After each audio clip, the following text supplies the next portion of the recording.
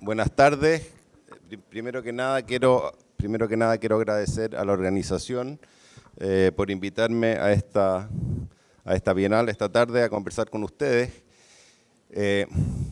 Para mí, de verdad, es un honor y además, aunque parezca una cosa media demagógica, es verdad lo que voy a decir, que si hay un país en el que me han tratado bien y donde mi carrera ha podido crecer, ha sido en Argentina, que es donde tuve mi primer encargo en el exterior en el año 99. Así que estoy agradecido desde esos tiempos. Y años después también sucedió una cosa que yo diría que es bastante crucial o fundamental en la carrera, que un potencial cliente me pidió que trabajara en un proyecto en Buenos Aires con un arquitecto argentino. Me preguntó si tenía algún problema, le dije que por supuesto que no, y me presentó a Edgardo Minont. Con Edgardo hicimos un proyecto que ese cliente no lo hizo, hicimos un anteproyecto en realidad, y al poco tiempo se presentó la posibilidad de hacer un concurso en Buenos Aires, lo hicimos juntos, lo ganamos y empezamos a trabajar, y hasta el día de hoy estamos trabajando. Ya no sé cuántos años han pasado, mejor no sacar la cuenta, pero llevamos un tiempo en esta relación. Lo que les quiero mostrar hoy día, que estoy enfocado en el tema de la ciudad, me voy a permitir alguna licencia, que al final voy a mostrar un par de casas, porque son mi debilidad, y no tienen nada que ver con la ciudad, porque están en lugares bastante ajenos a la ciudad. La idea es, pensé también que primordialmente está enfocado a estudiantes. Trabajo hace tiempo en el tema de la enseñanza. La verdad que desde que era estudiante empecé a ser, ¿cómo se llama?, ayudante de talleres, y nunca, la verdad que odié un poco la universidad cuando estuve en ella. Quise salir lo antes posible, pero con cosas de la vida empecé a ser ayudante, después un profesor, después me ofrecieron participar en hacer un proyecto para crear una escuela de arquitectura, que entré en ese proyecto. Después de un tiempo hubo un problema con el decano de turno, tuvo que salir, me eligieron decano, eso pasó también hace como 100 años, y soy el funcionario más antiguo en la universidad donde trabajo en el mismo cargo. Lo cual no sé si es bueno, pero ahí estoy. Por esto, a ver, esto es un poco la conformación de nuestro estudio, que digo que más que una pirámide es una especie de árbol en que las personas que trabajan conmigo, que aquí hay muchos que faltan ahora, esto es una presentación anterior, tienen un buen tiempo trabajando. O sea, yo llevo 29, Francisco Reyes, que es mi mano derecha, lleva 12, que llegó a hacer unos dibujitos para una publicación, y así 8, 6, 5, y esto es la línea menor. Pero básicamente estos en general se mantienen.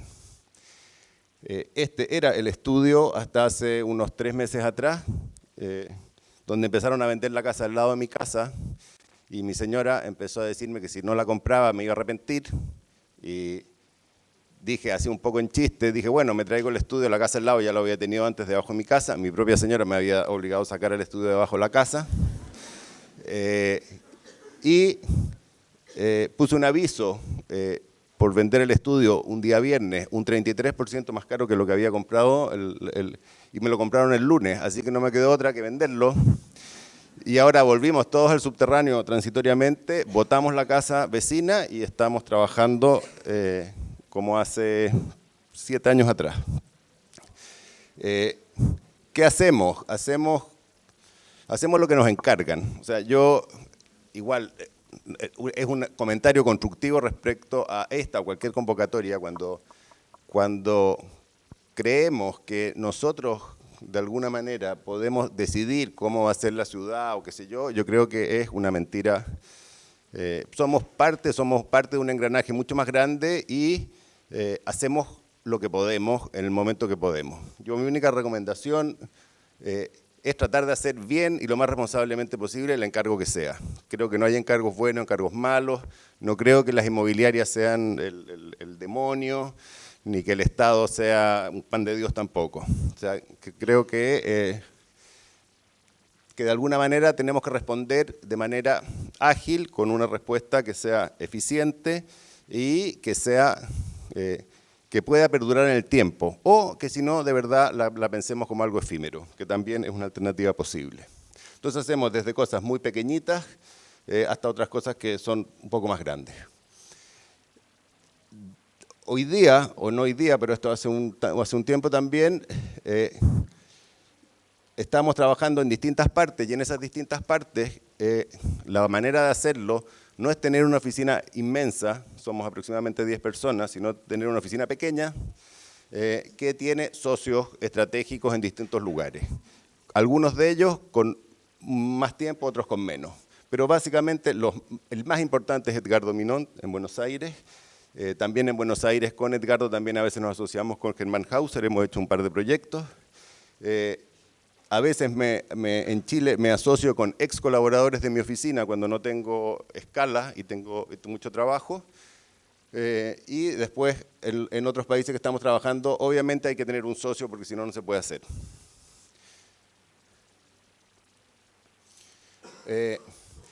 En la universidad soy víctima y responsable también de todos los movimientos que suceden con estudiantes y todo. Y poco tiempo, hace un par de meses atrás, tenía la facultad en toma y la relación a través de los alumnos y los que estaban a cargo de la toma y todo era bastante imposible, porque yo pensaba que iba a poder comunicarme con ellos vía, no sé, correo electrónico y todo, no contestan nada. Todo lo hacían ellos vía Instagram. Me decían, ¿no viste el Instagram de no sé qué? No. Bueno, yo no veía ninguno, porque en realidad no veo en general mucho Instagram, pese a que tengo uno que me exigió un cliente que tuviera, porque si no me dijo que no me iba a encargar nada. Y teníamos que hacer un ejercicio. Nosotros todos los años llevamos a un grupo de 15 alumnos de la facultad, de 3 carreras distintas, arte, arquitectura y diseño, a un workshop en Europa, que son 2 semanas en Berlín, un ejercicio, en AEDES, que no es una universidad, sino que es un laboratorio de arquitectura. Después van 2 semanas a Man-la-Vallée, donde los hacen trabajar de arquitectos a todos, porque es una escuela de arquitectura. Después van al Politécnico de Milán una semana y van a Venecia a la UAP después. Entonces, el tema es que estos alumnos, había que pensar un ejercicio que los hiciera estar en la ciudad y que los hiciera, además, que trabajaran con las herramientas que ellos trabajan. Entonces pensé que ¿por qué no hacíamos una guía de arquitectura en Instagram? Ya que me hinchaban tanto con su famoso Instagram, yo dije, bueno, vamos a probar a ver qué pasa. Y el ejercicio fue, Berlín es una ciudad que en el siglo XX pasaron 5 estados distintos. El Imperio Alemán, la República de Weimar, el nazismo, la Guerra Fría y la reunificación. Entonces juntamos estos 5 periodos y los cruzamos con temas de infraestructura, vivienda, etcétera, etcétera. Y hicimos el cruce de esto. Y lo que los alumnos tenían que hacer era estudiar un poco los casos que iban a ver. Cada uno tenía que hacer 5 casos en grupos eran 5 grupos de 3 alumnos, 15 casos cada grupo, 75 en total. Y la guía, la gracia que tenía, es que además presenta un video, cosa que no es lo normal que de una guía de arquitectura. Generalmente son una cosita plana que uno mira en un catálogo, etcétera, etcétera. Entonces estaban las obras por año, por tema, etcétera, etcétera. Y después al pincharla, uno obtenía más información, esto corre y hay un video, y después si pincha la obra, le sale la ubicación donde está y puede ir a verla. También dentro del plano de la vida universitaria, esto de trabajar hace tanto tiempo en la universidad en la que trabajo está en el centro de la ciudad. O sea, esto es la Alameda, que es, no sé, es como la avenida por la que ha pasado toda la historia, con la norte-sur, que esta es la ruta 5 que corta la ciudad. Este cuadrante, aquí está el Palacio de Gobierno y todas estas cosas. Y este fue el primer barrio de Ciudad Jardín que existió en Chile a fines del siglo XIX. Nuestra universidad tiene una serie de sedes aquí. ¿Y por qué las tenía aquí? Una universidad que se fundó en el año 80, compró aquí porque los terrenos eran baratos, o sea, compraba por poco dinero una casa grande, básicamente. Entonces partieron con derecho y con carreras más de pizarrón y después fueron creciendo. Cuando nosotros llegamos aquí, ya la verdad es que los terrenos no eran baratos y yo ya era el director de la Escuela de Arquitectura y decidieron que iban a vender todo esto y se lo iban a llevar a un campus suburbano. Y me preguntaron qué opinaba, yo dije que me parecía una idea fatal, que era mucho mejor, más de una escuela de arquitectura, estar en el centro de la ciudad y no estar en la periferia. Entonces me dijeron si era capaz de hacer un plan maestro para construir en poco tiempo 60.000 metros cuadrados nuevos en una universidad que tenía 60.000 metros cuadrados construidos, sin comprar ningún terreno nuevo. Y nuestra escuela de arquitectura tenía 2 años recién. Entonces dije que sí, que era capaz, que era una mentira gigantesca. Y esto era en el 2005, por ahí. Lo que hicimos fue, habían unos edificios que eran muy urgentes hacerlo, que me hice responsable yo, y el resto agarré a los profesores de la facultad menores de 40 años y a dedo, porque no había tiempo de hacer ningún concurso, les asignamos uno a ti, uno a ti, uno a ti, uno a ti, etc. Y se hizo esto en una primera etapa. Video, por favor. Esto muestra, no les voy a mostrar todo el proyecto porque es un aburrimiento, pero esto muestra más o menos qué es lo que hicimos. Que lo que tuvimos que hacer era edificios preexistentes, algunos tenían valor patrimonial, los otros eran unos edificios muy malos. Los con valor patrimonial los recuperamos, los pusimos en valor, los otros los modificamos básicamente, los adaptamos y en los espacios vacíos, intersticios que quedaban, construimos obras nuevas. Es una operación compleja en que en realidad nunca hubo un plan. La verdad fue esa. Ese, por ejemplo, era un edificio Georgian del año 80 que lo transformamos en otra cosa, etc. Aquí van a ir por tema.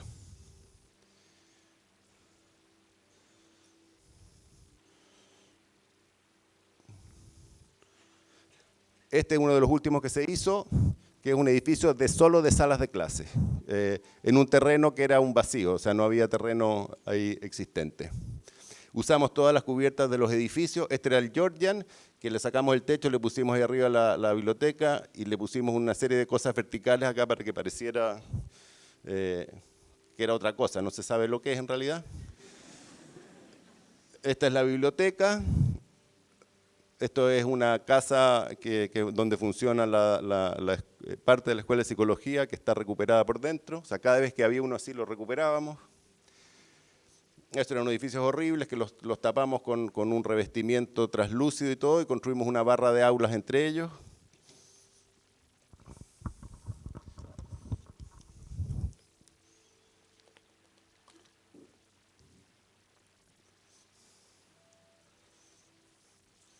Esta es una linda casa preexistente que la recuperamos por dentro y en el patio de ella pusimos el ascensor y pusimos unas salas escalonadas, etcétera, para la gente de posgrado de la Escuela de Derecho.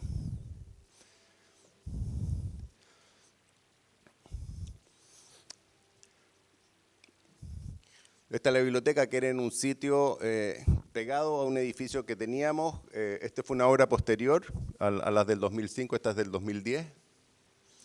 En que lo que se hizo fue juntar las bibliotecas de las facultades que estaban en torno a esas 2 calles, se llevaron todas ahí para liberar espacio en esas otras sedes donde se hicieron lugares para encuentro de alumnos, cafeterías, ese tipo de cosas.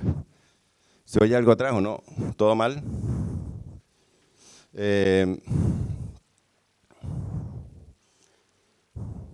Ya, bueno, esto es más de lo mismo. Yo normalmente, salvo los edificios universitarios, que eran muy en el corazón de la ciudad y que ¿Cuál fue la idea del plan?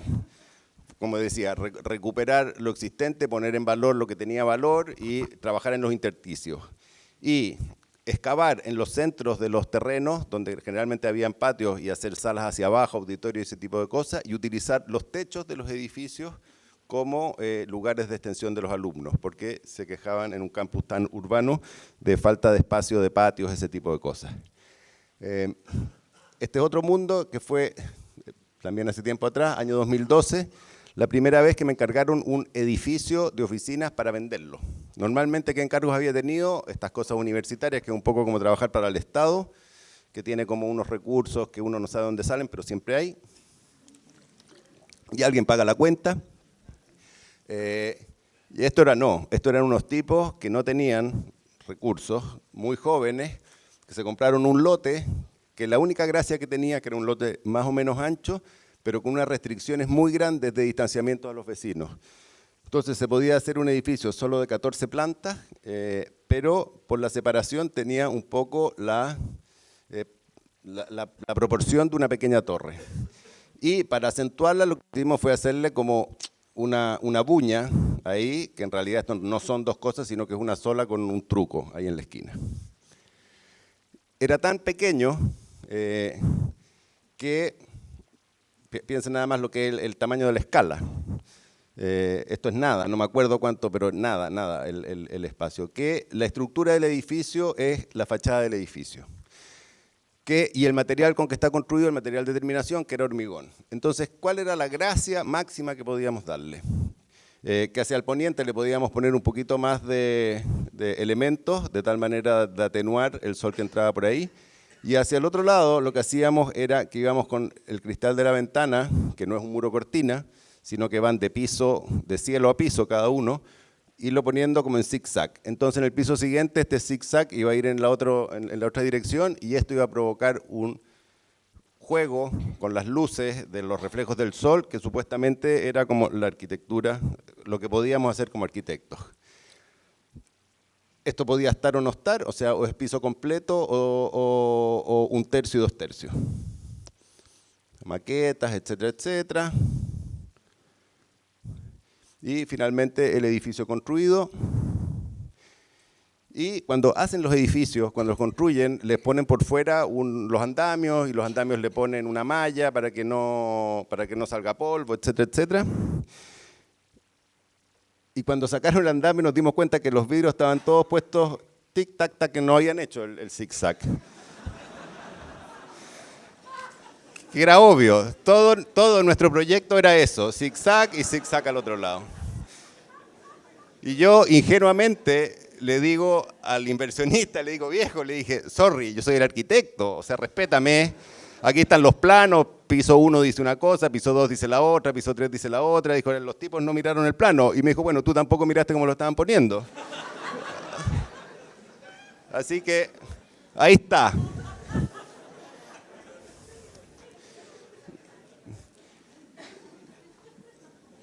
Ahí está, igual mal no se ve, el otro se habría visto más lindo, pero fue mi primera experiencia con un inmobiliario, un edificio de oficina. Se han tardado 1000 años, en Santiago nunca más me han encargado un inmobiliario. Y igual esta foto me encanta, porque esa es la torre que está allá atrás, esa última, supuestamente la más alta de Latinoamérica, de Polman, que es hecha por Peli, que tiene 300 metros de altura, y esto, no sé si debe tener 35, si es que. Pero como todos estos son bajitos acá, le hago como que.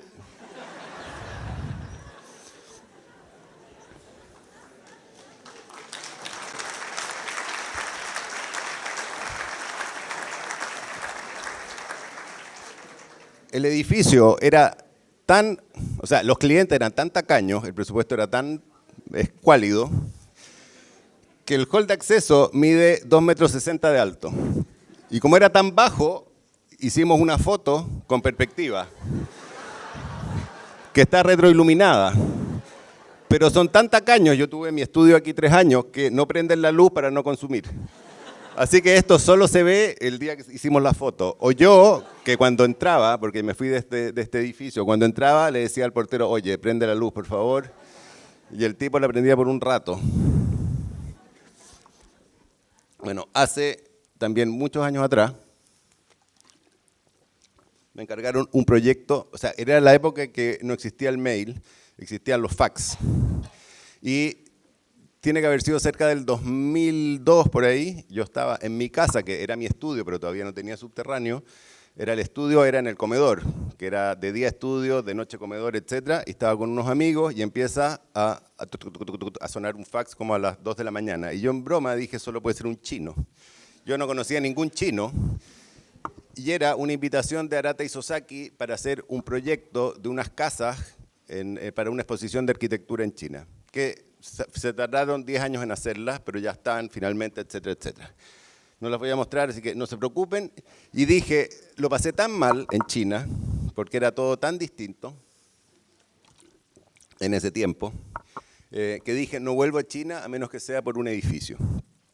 Y Isozaki, años después, llama de nuevo y dice que está haciendo el plan maestro de una ciudad y que hay un lugar, un centro cívico que ya lo tiene armado y el centro financiero que está en desarrollo. Y convoca a arquitectos de distintas partes para que cada uno haga 2 torres. Y fuimos a un lugar, Zhengzhou. Yo dije, ¿dónde está Zhengzhou? O sea, uno de China conoce, no sé, Shanghái, conoce Beijing, pero Zhengzhou no. Ahí está Zhengzhou. Ahí está Beijing, Zhengzhou. Y es una ciudad que tenía hace 10 años 300.000 habitantes, hoy día tiene 6 millones. Y todo, absolutamente todo es nuevo. Entonces, primero mandaban unas imágenes de esta parte, que era el centro, ¿cómo se llama? Cívico, que parecían puros render. Y cuando llegué ya estaba todo hecho. Y esto en realidad era un hoyo, porque estos son supuestamente, no son supuestamente, son de verdad. Estas fotos las bajé hoy día de Google Earth.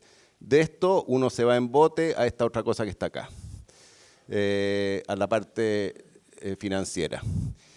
El camino ese, en que uno, para entender qué es lo que es China, porque yo en esa época que uno decía, no, es que si China no hace no sé qué, no pasa no sé cuánto, ellos para hacer ese canal, primero hacen una autopista debajo del canal, son 4 kilómetros de un lado al otro, arriba de la autopista le ponen el agua.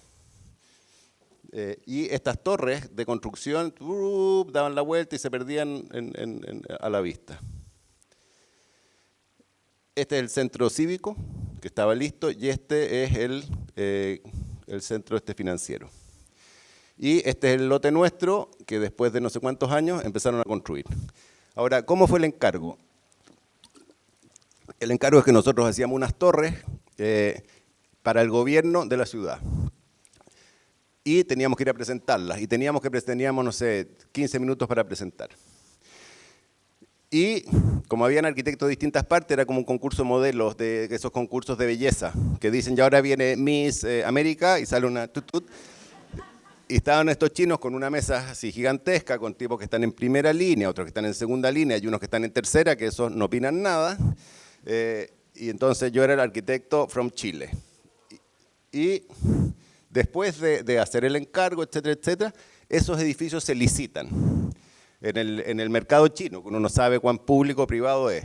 Y nuestros edificios los compraron 2 bancos. Ahora, un banco cambió completamente el edificio, el otro banco desapareció y nunca más se supo. El gobierno nos pagó y nos pagó bien por ese primer encargo. Después apareció uno que nos encargó un edificio aunque no era de esos originales. Entonces le cobramos de nuevo. Después nos cambió el edificio y le volvimos a cobrar porque cambió una normativa porque pusieron un aeropuerto cerca. Entonces hubo que bajar la altura. Bueno, y el edificio finalmente que está en construcción es este, o sea, los edificios que hicimos primero nos partimos la cabeza para que fueran edificios que fueran un aporte como arquitectónico. Terminamos con edificios bastante convencionales que yo creo que finalmente son edificios correctos, pero no van a pasar precisamente a la historia. en que, ¿qué es lo que pudimos finalmente diseñar de esto? Bueno, la volumetría, etcétera, cumpliendo con un montón de condiciones que nos pedían los chinos. ¿Cuál es el muro cortina? Que aquí sí que es un muro cortina, que tiene estas aletitas que son doradas por un lado y son color titanio por el otro. Y, bueno, la planta, cómo se desarrolla, etcétera, y todo lo que son los espacios comunes dentro del edificio.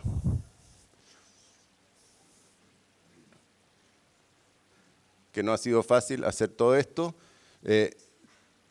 Son edificios de 120.000 metros cuadrados sobre la superficie.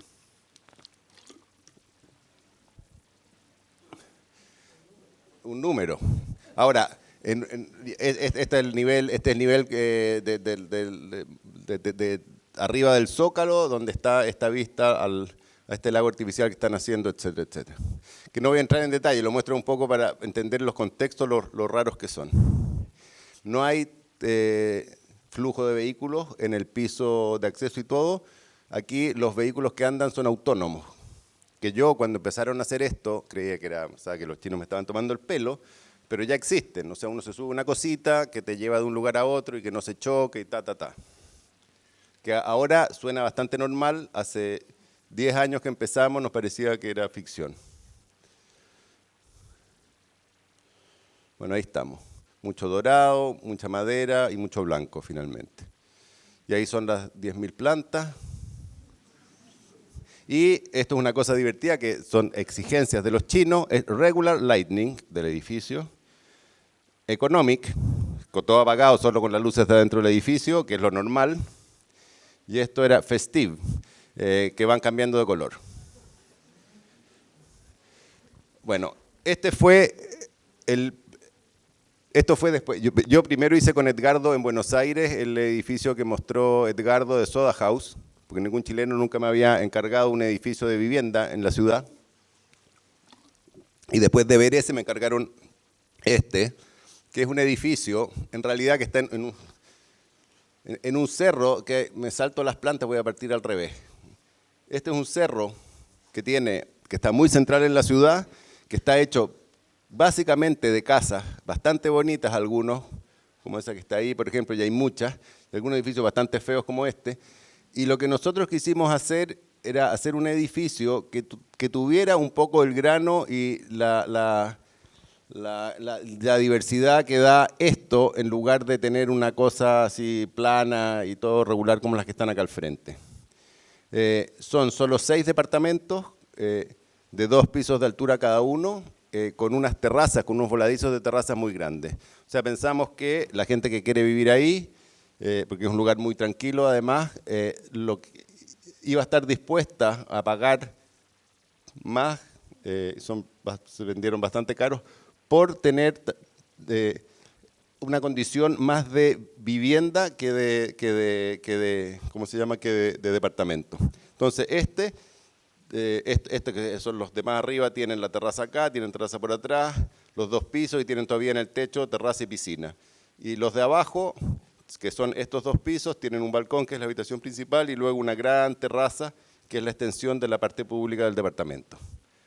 Y esto mirado desde arriba. Pero si ustedes ven, por ejemplo, el tema de todas estas son casas las que tienen. Entonces es un edificio metido entre casas en el fondo, que pretende pasar más de escala de casa que de edificio. Así se ve desde la calle, que también lo que buscábamos era tener una cosa que fuera de planos más abstractos y no eso, las ventanas y todas esas cosas propias de los edificios.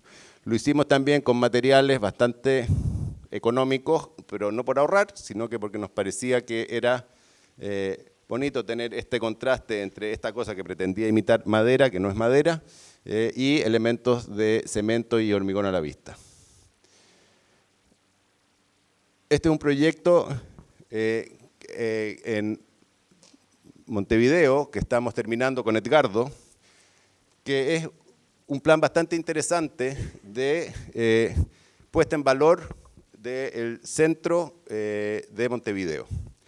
El municipio de Montevideo lo que hizo fue hacer una ley que da una serie de flexibilidades y beneficios tributarios a los inversionistas que construyan departamentos de vivienda con un determinado programa que hay que cumplir, que tienen que haber tales tipologías, etcétera, etcétera. Y si uno cumple además con una serie de exigencias medioambientales, te dan encima más, ¿cómo se llama?, beneficios. Nuestros clientes, que son clientes argentinos, en lugar, que es lo que hicieron la mayoría de los desarrolladores, hicieron un edificio que cumpliera y punto. Nosotros, con Edgardo, tuvimos la suerte, y junto a Germán Hauser, de que nos convocaron para hacer un edificio en que la arquitectura fuera también un valor agregado. Este grupo de inmobiliarios nos contrató a nosotros un edificio, a Carlos Ferrater otro, y a Carlos Creo otro. Y yo creo están marcando una diferencia dentro de lo que es este mundo, digamos, inmobiliario. Entonces, ¿qué es lo que es? Es un edificio que es un puzzle en planta de las tipologías de departamentos, que esto es mérito de Marga, lograr estos departamentos metidos detrás de unos patios, etcétera, etcétera, en que esto a veces es un espacio construido y a veces es un vacío en que se cuelan las vistas y pasan hacia la calle, y todo esto revestido por fuera con un revestimiento plegadizo que hace que el edificio se abra, se cierre, se proteja del sol, etcétera, etcétera, aprovechando los beneficios propios del sistema. Estos fueron nuestros renders, y este es el edificio hace unos 3 o 4 semanas atrás, que están ahí terminando. Que de nuevo, ¿qué es lo que queremos? Queremos que es una cajita abstracta que, dependiendo si quién está o quién no está, va a estar siempre moviéndose y siempre va a ser distinto y va a animar lo que es esta esquina en el centro de Montevideo. El mismo cliente nos contrató para ver la posibilidad de, en esta manzana, con ese terreno de ahí, hacer un proyecto que se presenta a la Intendencia en Montevideo, que tiene un sistema muy bueno. Uno puede ir a la Intendencia, puede pedir una excepción. Esa excepción, que básicamente siempre es o mayores alturas o cosas por el estilo, esa excepción la estudia un grupo de profesionales y después de un plazo que está acotado, le entrega a uno un informe escrito con los requerimientos y con los comentarios. Y si uno los cumple, le dan el permiso. Y no hay detrás de esto ningún tipo de negocio turbio bajo la mesa, etcétera, etcétera. Es absolutamente técnico. Entonces, ¿qué es lo que nosotros estábamos? Este era el volumen teórico que se podía hacer. Altura continua, el Cerro Manzana, pero en una manzana en que había un antiguo mercado que es patrimonio y que va a ser el centro del tango en Montevideo. Entonces, nosotros, como respuesta a ese edificio, lo que proponemos es, finalmente, perder constructibilidad acá abajo, liberar un montón de espacio, hacer públicos, cruces aquí, etcétera, etcétera, hacer un edificio más bajo al lado de este, pero que nos den permiso para hacer este un poco más alto. Y recuperar los metros que perdemos acá abajo, recuperarlos arriba. Este es el proyecto que ya está aprobado, que es un edificio. Aquí, ¿qué fue lo que pensamos? Este es un edificio que mezcla vivienda, oficinas, comercio, etcétera. Y pensamos no es un sistema constructivo en realidad, esto es un prefabricado de hormigón, que es la última piel del edificio, que tiene un grado de abstracción suficiente que da lo mismo cuál de estos programas estén detrás, porque puede resolverlos todos de manera relativamente digna. Ahí se ve cuál es la relación con el mercado, por la parte posterior. Este es el cruce hacia el edificio, hacia el edificio que es netamente de oficina. Esta es la parte, digamos, comercial de este. Y este es el de oficina, y esto es una preexistencia, que lo que va a suceder es que a este quedó finalmente con la misma normativa del nuestro, le van a pedir ese ese pliegue en ese punto, con lo cual se va a terminar de configurar la manzana.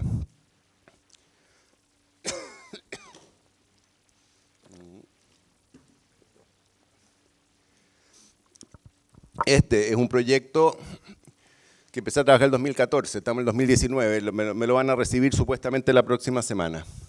Esto es Valparaíso, cuando se inauguró la Bienal de Arquitectura que mostró mi compatriota en el centro cárcel. Justo antes de la inauguración, yo estaba afuera de la sala con Francesco Dalcó y yo empecé a escuchar que gritaban que mi nombre, porque Matías, Clot, no sé qué, Matías. Y Francesco me decía, hoy están hablando de ti. Y habían puros ministros y todo. Y dije, pero no, qué raro, digo que van a estar hablando de mí en la inauguración.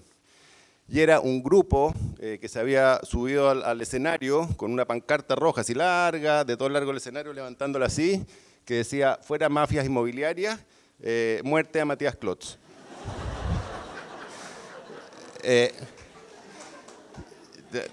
La historia es, ¿qué lo que era? ¿Por qué esa bienvenida? Esto es Valparaíso, hay una parte acá que es patrimonio de la UNESCO, por aquí está ¿cómo se llama? El centro cárcel. Y nosotros estábamos acá en un lugar donde existía un hospital, había existido un hospital que se llamaba Hospital Ferroviario, que había dejado de funcionar hacía 16 años atrás, y el sitio estaba abandonado hacía 6. Pues después lo había usado no el Hospital Ferroviario, sino que un servicio privado, etcétera, también asociado al tema de salud. Y estaba aprobado este anteproyecto, ¿ya? Que era que agarraba el edificio preexistente, le hacía un techo que parecía un sombrero, le ponía unos balcones acá adelante y hacía una barra larga de viviendas delante del edificio. Además aquí no se nota, pero por aquí bajaba un paseo peatonal que venía aquí, porque era condición que pone el municipio de paseo peatonal. Este es el edificio existente, supuestamente de estos edificios hechos hace unos años atrás, el paseo peatonal que ellos hicieron, que tiene puros autos estacionados, que son los autos del edificio que se estacionan acá, delante de los departamentos. Y nuestro cliente, la última obra sublime que había hecho en Valparaíso era ese edificio de ahí. Imagínense el antecedente. Entonces yo empecé a pensar qué podíamos hacer con ese lugar y muy cercano a este edificio había un conjunto de viviendas ahí de los años 50 que se llama Población Centeno Vivienda Social, que era este conjunto. Con la idea de que uno podía hacer un edificio grande, contemporáneo y que era arquitectura también de Valparaíso. No solo había que hacer pequeñas casas. Esta es la famosa Población Centeno. Está a, no sé, 300 metros de nosotros. La otra cosa de Valparaíso es que Valparaíso tiene una serie de paseos que están delante de las viviendas, que es mala la foto, pero la bajé de internet, es que de aquí allá está el mar. Entonces es una ciudad que está llena de balcones y de terrazas donde uno mira siempre el mar. Entonces, ¿cómo de alguna manera podía yo aprovechar esa condición y meterla a nuestro edificio? Entonces me fui donde el cliente y le dije que por qué no hacemos, en vez de hacer ese paseo por allá abajo, que no va a poder ir nadie, porque aquí hay una avenida que pasan los autos a gran velocidad, y además uno llega a ninguna parte, tendría que volver, y aquí hay un ascensor, y aquí hay un mirador público muy exitoso. Dije, ¿por qué no llevamos el paseo a la cubierta del edificio? Entonces me dijo, pero ¿cómo se te ocurre que vamos a hacer un paseo arriba de un paseo público arriba de un edificio privado? ¿Y cómo lo hacemos con los edificios que están más atrás? Entonces dije, hacemos un foso entre ese y este, son circulaciones que no se comunican, y con este foso aprovechamos de meter luz natural, etcétera, etcétera, y los edificios tienen ventilación cruzada, luz, etcétera, etcétera, etcétera. Y cuando uno se estaciona abajo en los estacionamientos, cruza por puentes acá y no tiene un estacionamiento con luz natural y no un estacionamiento oscuro. Todo esto venía muy bien. Esa era ¿cómo se llama? Las elevaciones, etcétera, render, Este era el paseo público, venía acá, uno se iba a subir al techo, iba a caminar por el techo, etcétera, etcétera. Y cuando íbamos a empezar, esto supuestamente es el paseo, esos eran jardines propios del edificio renovado que está atrás. La única diferencia con el edificio original era que, pero esto es posterior porque no es el primer anteproyecto, no es el proyecto aprobado, es que le dimos 1,20 m más de fondo a esto para no tener balcones, para meterlos allá adentro y no que no salieran elementos hacia afuera en la fachada. Así se suponía que iba a quedar en la calle, etcétera, y como el hospital tenía una planta tan complicada y una crujía tan angosta y unas cosas, tiene 27 tipologías de departamentos. O sea, como que hubiéramos hecho 27 proyectos. Uno cuando hace un edificio de departamento, no sé, hará 2 o 3, pero no 27. ¿Ya? Esta eran las tipologías, esta era la parte del edificio supuestamente del hospital refaccionado, etc. Cuando íbamos a empezar a construir, permiso ya en mano, nos llega el informe del calculista del estado de la estructura, en que solo los puntos verdes son los que están sanos. El resto del edificio ni siquiera era posible repararlo. Entonces nos dijo, miren, es mucho mejor tirarlo porque jamás nos va a recibir el edificio con la normativa nueva que vino después del 2010 por el último terremoto. Entonces lo demolimos y yo me gané, nunca había salido en la portada de un periódico, ¿ah? Primera página, no tengo todas las primeras páginas de Valparaíso, pero tengo 4. Arquitecto Matías Klotz defiende demolición del ex hospital ferroviario. Y con esto estaban los tipos con la pancarta delante. Esto nos ha costado, ahí está el tema en obra, ahora un poquito compleja. Esto es la semana pasada. Del hospital reconstruido como edificio de vivienda, el nuevo edificio, su relación con el barrio y con la escala, el paseo, estos son los puentes, ese es el vacío que se provoca entre unos y otros.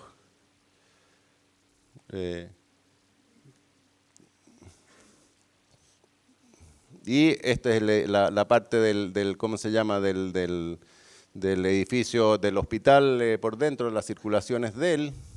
Esa es mi señora con mi hija, que me acompañaron a conocerlo. Después de varios años de pelea, 6 juicios ganados contra el alcalde de la ciudad, que tiene posibilidades presidenciales. Ahí voy a tener que emigrar. Estos son los pasillos de los bloques de adelante. Esto lo hicimos con un premoldeado, yo lo quería ¿cómo se llama? Con un moldaje de madera, con palitos diferidos, etcétera, etcétera. También en la inmobiliaria me dijeron que estaba loco, pero conseguí que finalmente mandaron a hacer un moldaje plástico con esta forma y aceptaron ponerlo una vez más acá, una vez más allá, etcétera. De tal manera que estas rayitas no tienen continuidad en una sola línea en el alto. Yo pienso que igual los niños que vivan acá lo van a pasar bomba, los papás no, porque es un laberinto para jugar en él increíble. Y estos son los pasillos de los edificios nuevos. Este es uno de los departamentos iba a ser, esta cosa extraña, ¿por qué tiene esto, por ejemplo? Porque el hospital aquí no le daba la altura al edificio originalmente para tener 2 pisos. Entonces lo que habíamos propuesto era socavar aquí donde estaban las fundaciones y hacer la cocina y qué sé yo más bajo, y acá esto es como un cuarto de altura y ahí se sube una segunda. Eso es de nuevo mi mujer y mi hija, y esto creo que es un video. Ahí se ve un poco cuál es la relación con lo que es el entorno. Este es el paseo público que existe, aquí uno baja aquí, esto va a ser un restaurante grande, por aquí uno pasa a este, y por otro lado se entra y toda esta parte estos son jardines de los departamentos de abajo, estos son juegos infantiles de todos, la piscina de todos, esto es un quincho, etcétera, etcétera.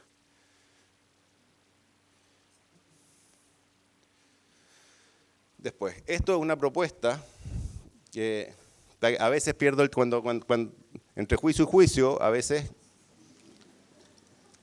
pienso cosas que no tienen mucho sentido, pero estando en San Pablo, hace un tiempo, estaba en el cementerio, estaba en un cementerio todo rodeado de torres gigantescas, y dije, bueno, ¿por qué no hacemos una torre de cementerio? Y empecé a pensar que tenemos 7,5 millones de habitantes, ¿ya? Aunque la esperanza de vida es dispareja y va en aumento, salvo en países como Venezuela, que el año pasado disminuyó 3 años, de todas maneras nos vamos a morir, seguro, no hay duda al respecto, ¿ya? Este es el mapa de la esperanza de vida. 75 millones van a morir en promedio anualmente durante los próximos 100 años. Con los 75, no he sumado ni uno de los nuevos que vienen, ni uno. ¿Ya? Supongamos que vamos a vivir 100 años, ya, 100 años. 75 millones de nosotros vamos a estirar la pata. ¿Ya? Los cementerios actuales son grandes consumidores de territorio. En países muy poblados no hay donde hacerlo. En Japón ya existen hoteles para muertos. ¿Ya? Uno se muere en Japón y nada, la familia lo que tiene que preocuparse no es dónde lo van a enterrar, eso da lo mismo, es dónde lo van a cremar. ¿Ya? Los muertos esperan, porque ya los tienen que cremar, para ser cremados, ya que hay más de 1 millón de muertes al año y tan solo 26 crematorios aprobados en Japón. O sea, imagínense el negocio que tiene un crematorio en Japón. Ups, no avanza. Pásala a la que sigue, porfa. Que no me... Ahí está. Esto es mentira que este es porque no encontré la imagen del cementerio. Esto en realidad es un hotel en Japón, de bajo presupuesto, pero hotel al fin. Pero los muertos de verdad, y por favor busquen en YouTube cementerios para muertos en Japón, van a alucinar. O sea, no van a creer que eso existe. Ya hay distintos servicios, hay servicios muy, muy chic y hay otros muy precarios. ¿Ya? Entonces pensé a pensar, a ver, ¿qué pasa si es que el ícono de la ciudad un tiempo fue, no sé, la pirámide del faraón, que no era ciudad, pero bueno, después fueron, no sé, las iglesias, después fueron los bancos, y siempre, pero la muerte se nos olvida que existe y ahí está. ¿Por qué no es ese el símbolo de la ciudad? Para que nos acordemos que existe, y lo transformamos en un parque, y en vez de ser un parque horizontal, lo transformamos en uno vertical. Entonces, ¿qué es lo que hay que hacer? Muy sencillo, es la rampa. ¿Cuál es la medida del edificio? La de la rampa con su descanso, rampa, descanso, pap. Entonces tenemos una circulación que va en un sentido subiendo y la otra que va bajando en paralelo, igual que el Reichstag o 20.000 de esas cosas que ya conocemos. Llegamos a este lugar, bajamos para que sentamos que nos vamos a enterrar en la tierra, cruzamos allá atrás al fondo y llegamos a un patio muy lindo con agüita, y a cada lado tiene unas capillitas para despedirnos y ¡tlac! Al crematorio. Y luego, el edificio arriba, ¿qué tiene? Tiene este núcleo que cada uno de esos cuadraditos es una ánfora. Cuando las ánforas, cuando ya la familia no paga la cuenta, reparten la ceniza y la echan a las plantitas. ¿Ya? Y ya está.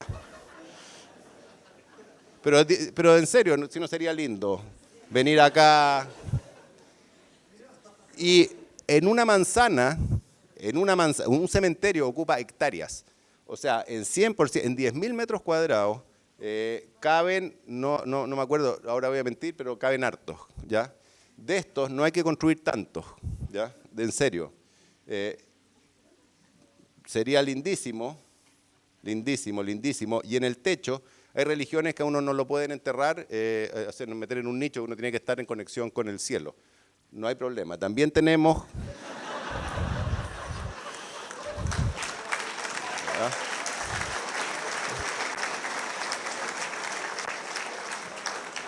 Ya.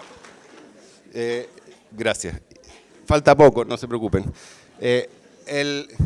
Eso, igual, el olor a churrasco debe ser terrible. Entonces fui al DF, a México, y presenté la idea en el Parque Chapultepec. Y no les gustó mucho a los mexicanos.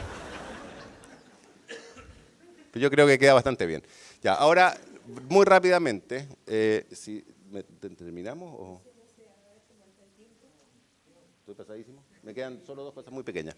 Miren, yo la verdad la ciudad me carga y trato de escaparme de ella lo más posible.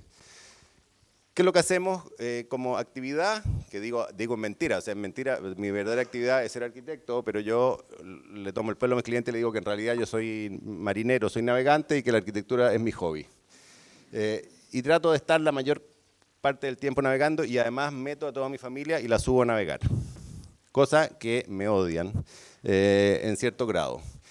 Y esto es una foto desde la estación espacial de Chiloé. Chiloé es una isla que hay en el sur de Chile, un poquito más bajo que la altura de Bariloche, que tiene 200 kilómetros de largo y un montón de otras islas. Y de aquí hacia abajo empiezan puros fiordos. Fiordos, Chile junto con Noruega son los dos países del mundo con más fiordos. El Pacífico es un mar muy poco pacífico, o sea, navegar aquí es duro, no es una actividad familiar, pero navegar aquí es una actividad familiar salvo por el clima, que hace mucho frío, incluso en verano. Entonces mi familia, después de varios veranos que pasamos navegando, que estos son los lugares a los que uno llega, o sea, lugares donde realmente no hay nada ni nadie, o sea, no hay nada, sí hay mucha naturaleza, no hay nadie, la vegetación llega hasta donde llega la marea. Y si uno aquí fondea, no puede ni entrar 50 metros allá adentro de lo tupido que es. Ya hay ballenas, ya hay todo tipo de esas cosas. Y siempre nuestros panoramas fueron como ir con un par de amigos más, etcétera, etcétera. Entonces me dijeron que ya estaban hasta acá con esta historia y que por favor alguna vez llegáramos a alguna parte. Y se dio la oportunidad de comprar un pedazo de tierra en una isla, a la cual es relativamente fácil acceder, pese a que es una isla y que no tiene caminos y que no hay nada. O sea, ese camino es el que he hecho yo en un autito que tengo para poder mover leña y cosas dentro de la isla. Y le regalé a mi mujer, que he hecho muchos méritos después de que casi me deja la segunda mujer, una casa en la isla, ¿ya? Pero no me aguanté de hacerme una para mí, pero muy, muy pequeña, con una excusa increíble, que me la yo creo que no se ve nada en la pantalla, pero estos son 7,50 metros y estos son 5,50 metros. Y esto es una cama y ese es el baño, y esto es un mesón, ¿ya? Y esa es la terraza. Y esta cosa miniatura, cuando uno hace una obra, tiene que tener un obrador. Y en esta isla, o sea, llevar el obrador y todo, dije, mejor me hago un obrador un poquito mejor y me lo quedo como casa para mí.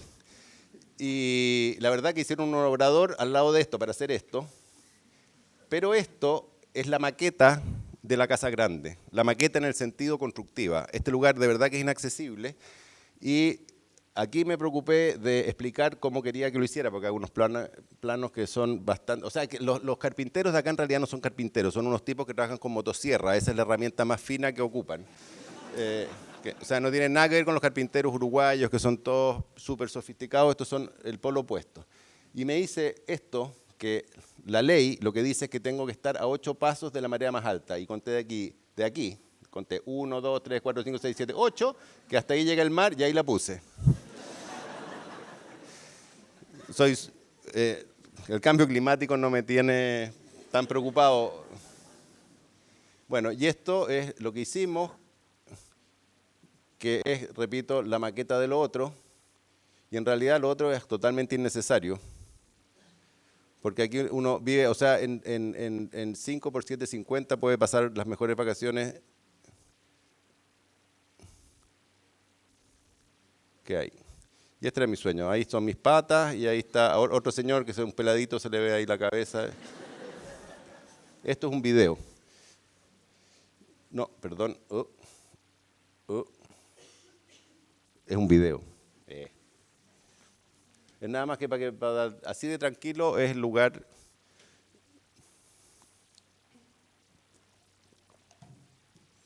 Y esa es mi hija, el perro, etcétera, etcétera. Mi hija, tengo una hija de 2 años y 9 meses. El otro día en Berlín, que hay muchos papás mayores como yo, un señor me dijo que me felicitaba por la nieta. En alemán, y mi señora se dio cuenta que me estaba diciendo eso. Bueno, esta es la otra casa, que es, a ver, como el lugar es lejos, como si ya llega alguien a verlo a uno, la idea siempre fue, bueno, que se pudiera quedar. Entonces, ¿qué hicimos? Hicimos una casa que tiene un lugar público bien, la pieza principal y una pieza de invitados, y en el segundo piso hicimos una pieza que tiene un 2, 3, 4, cada una tiene 8 camas en camarote. Entonces, y con su baño. Entonces pueden llegar todos los amigos de los hijos que uno quiere y se pueden quedar. Y si no caben ahí, se ponen en el suelo. Entonces, esta es la casa durante su construcción, etcétera, etcétera. Esa es mi hija cuando nos mudamos. Y esto es como quedó.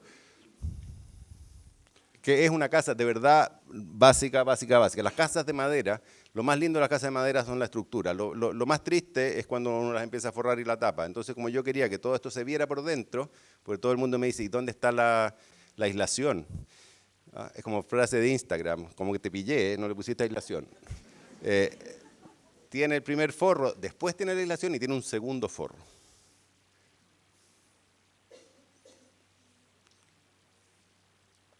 Y es nada, tiene los mismos 5,5, es más alta, sí, tiene 1 metro y algo más alto para que fuera más fácil caminar acá en el segundo piso.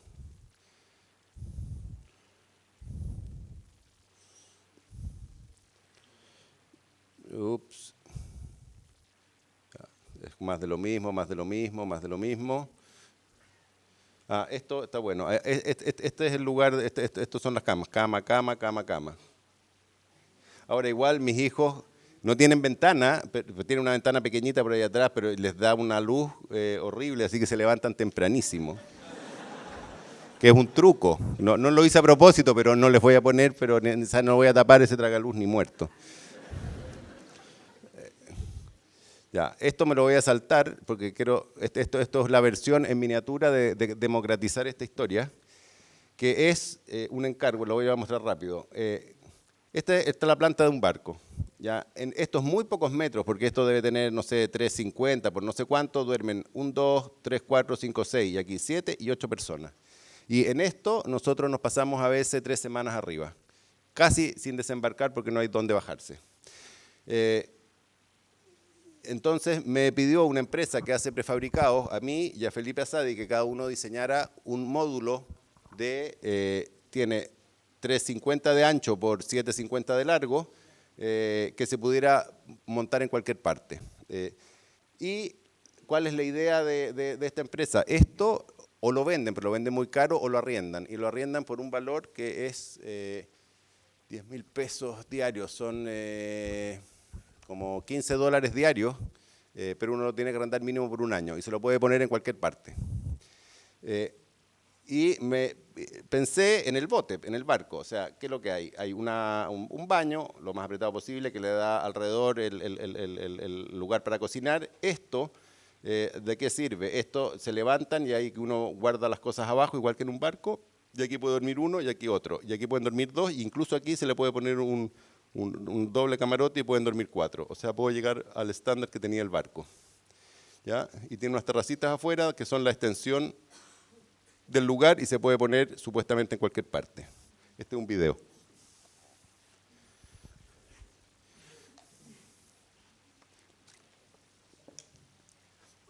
En un ambiente, esto es todo mentira, seguro, porque le falta, para este lugar no está tan bien acondicionado esto. Pero se ven bonitos, que era lo que el cliente eso es, no tengo tan hechas, ya se han vendido y se han arrendado muchas. No tengo fotos de ninguna en la realidad. Pero funcionan. ¿Ya? Y después, como funcionaron y le empezó a ir bien, me dijeron que le pusiera todos los accesorios que pudiera hacerla mejor. Entonces pensé que si le ponía una escalerita y le ponía un asiento arriba en el techo, podía hacer.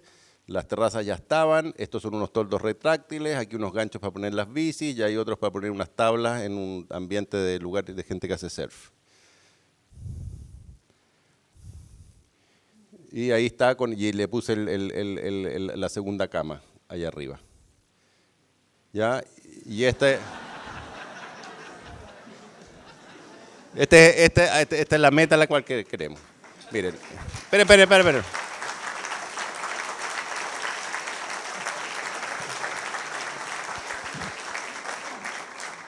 Gracias. Miren, no. Espera. Entre medio de todo este año, que no ha estado tan fácil, me contacta un cliente y me dice que un cliente con el cual con Edgardo hicimos hace años atrás un proyecto en el norte de Uruguay que no se construyó, pero que a él le gustó mucho y que tiene un lugar cerca de Bariloche donde quiere hacer una casa y que me va a mandar el encargo, ¿ya? Y si estoy dispuesto a hacerlo y todo. Bueno, yo escuché esto, miren, ponle play al audio. Este es el encargo.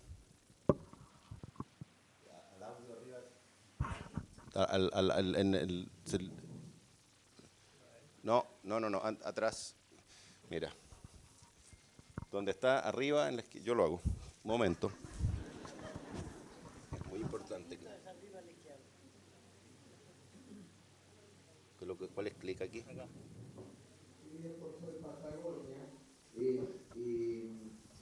Hacer, digamos, esta forma pura que se integren de alguna manera ahí en el paisaje, que es una cosa como, bueno, las civilizaciones mayas, ¿no? Esas referencias, las civilizaciones que también son la pirámide en América, ¿no? Así, italiano. Pero obviamente buscando cosas de simple construcción y fácil mantenimiento, porque estamos en Patagonia, ¿no? No quiero hacer estas cosas como en España.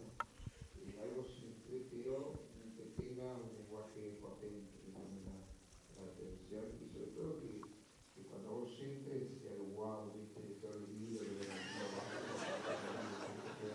con tu vista abajo y las otras como en el medio, suspendidos del paisaje. Y después, yo pensaba que la pirámide entre con el auto directamente. Problemas de lluvia tenía porque cada día se baja para adentro. Es un poco la referencia que puedo dar. Después, el resto, bueno, quiero dejar un poco olvidado también a la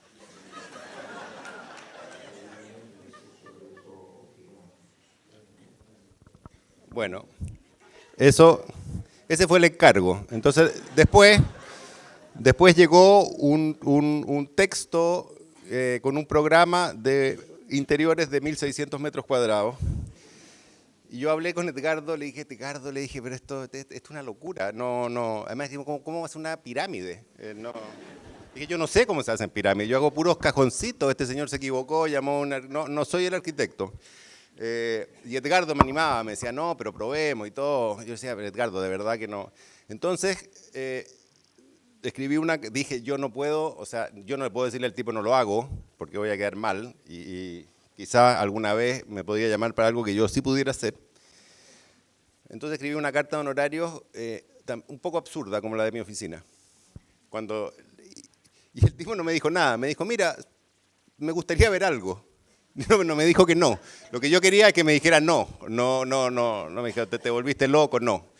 Me dijo, y ahí empezamos a pensar cómo hacer una pirámide. Que uno se metiera con el auto y que estuviera la cordillera arriba, el río abajo y todas estas cosas que pedía. Y con un programa de 1.600 metros. O sea, el programa lo dibujamos en rectangulitos, que es lo que hacemos siempre, le pusimos volumen. Y como quería que todos tuvieran vista, esto era una línea, y si uno de eso le proyectaba el techo de una pirámide de 70 metros de altura, nos daba. O sea, no. Y la verdad que nos partimos la cabeza un buen tiempo. Y con esto se lo llevé al cliente. Esta fue la propuesta. Esta creo que ponerle play.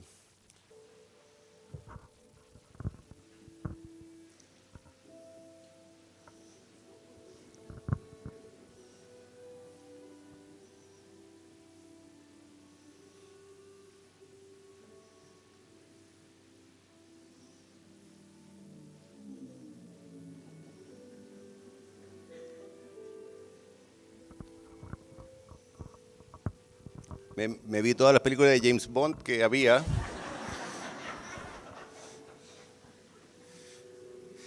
Y nos demorábamos mucho, entonces cada, no sé, cada semana, semana y media le mandaba un mensajito al cliente para que mantuviera la esperanza de que algún día íbamos a llegar con algo.